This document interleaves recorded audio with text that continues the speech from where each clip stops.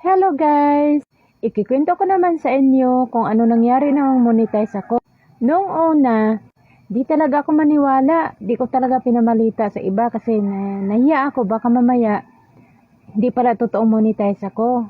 Ilang araw yun bago ko sinabi sa ibang friend ko. Doon na kasi ako naniwala nung nakita ko na marami ng ads yung mga video ko. At kahit pa wala pa akong sahod noon, may pinlano na ako. Alam ko kasi na wala pa akong sasahuring malaki pero tinuloy ko pa rin na yung plano ko na pag na-monetize ako, mamamahagi ako kahit maliit lang sa mga kabataan. Ang sabi ko kasi noon, pag na-monetize lang ako, mamahagi talaga ako kahit wala pa akong sahod, pipilitin ko talagang mamahagi dahil yun ay pasasalamat ko din. Napakahirap talaga magbuo ng 60 minutes. Kaya mapapasabi mo talaga yung ganyan na kapag ma-monetize ako, mamahagi ako dahil ang hirap-hirap talaga.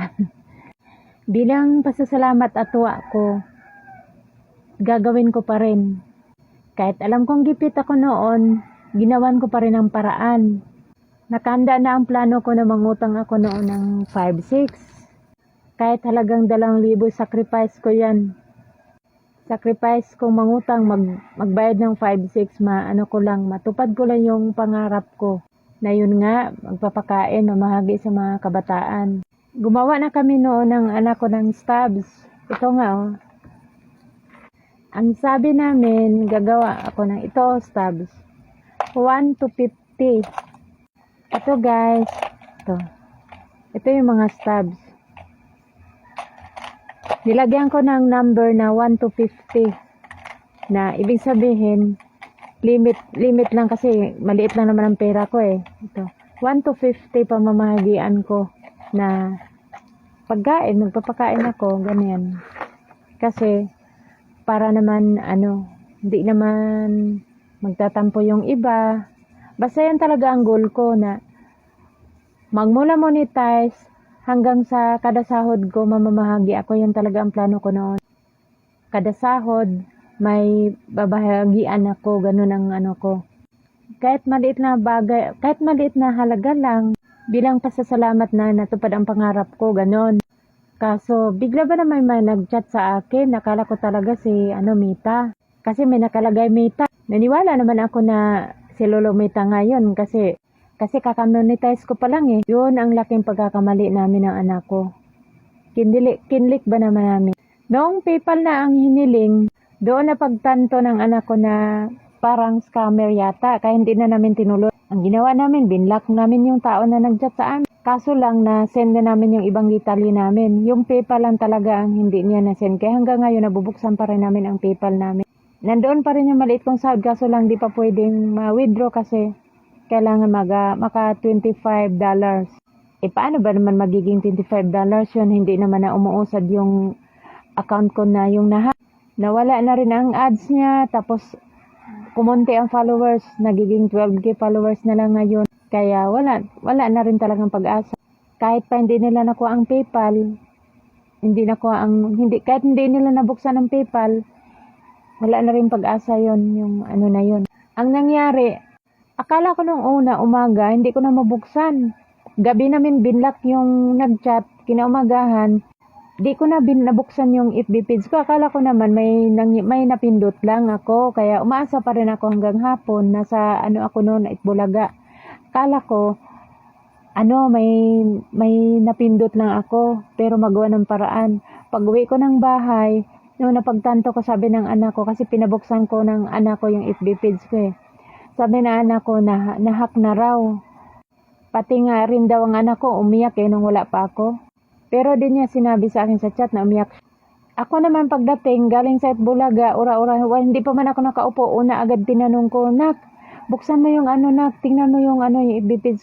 Nung sinabi niya na wala nang pag-asa man na nahack. Naku, grabe guys. Umiyak talaga ako, grabe. Para akong bata na iyak na iyak talaga. Sabi ko, paano na yung plano natin? Paano na yung bala ko pa naman kumuha ng 5-6, mamili na kami.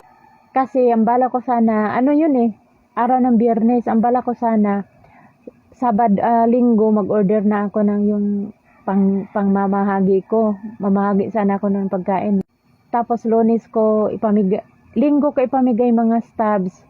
Tapos Lunes ko ipamigay yung pagkain.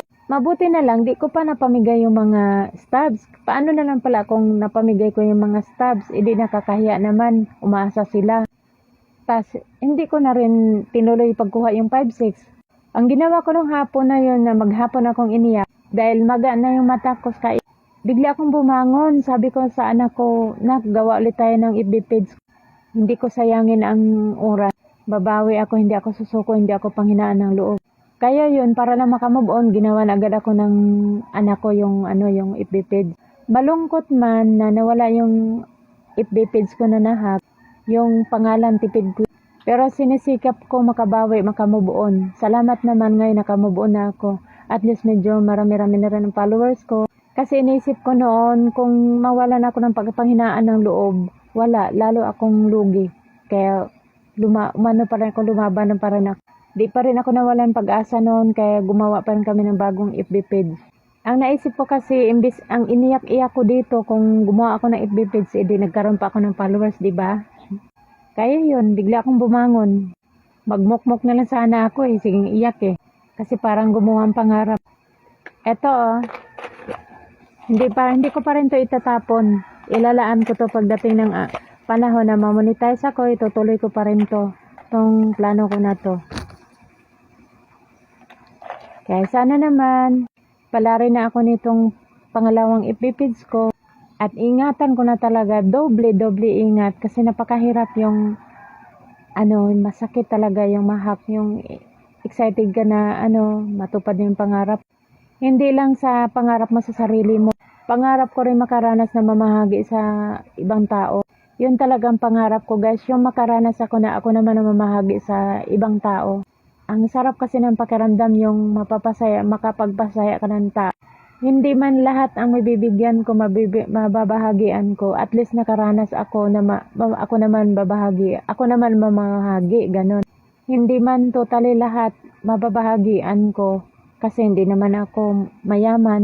At least makaranas man lang ako sa buhay ko na ako naman mamahagi. Kaya sana guys, palarin tayo lahat. Huwag tayong mawala ng pag-asa. Magsipag lang tayo na mag-upload. Iwasan lang yung mga violation. Matutupad din ang pangarap natin. Thank you for watching guys. Bye. God bless us all. Ingat po kayo lahat. Please follow my FB page and subscribe my YouTube channel. Malaking bagay na sa akin yan guys. Malaking tulong na sa akin pag na-subscribe nyo ang YouTube channel ko at follow my FB page. Bye guys!